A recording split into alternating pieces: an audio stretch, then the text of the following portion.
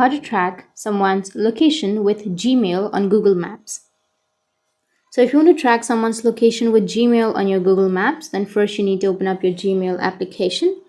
Once you open up your Gmail, you can simply go with your account in which you would like to track. Once you're here, now you just need to simply go with the upper right, which has that profile option. Tap on manage your Google account. Once you tap on it, now you just need to simply swipe right and then go with security section. Under security, you need to scroll all the way down, and here you will have an option of find a lost device.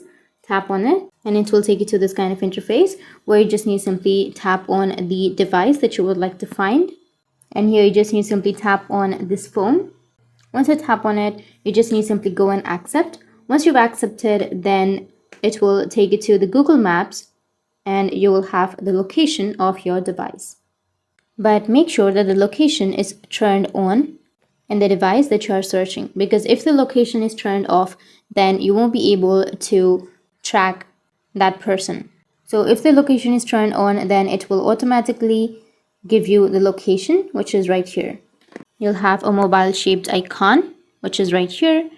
So that's how you can track someone's location with Gmail on Google Maps. And if you have any questions, feel free to comment below. Thanks for watching.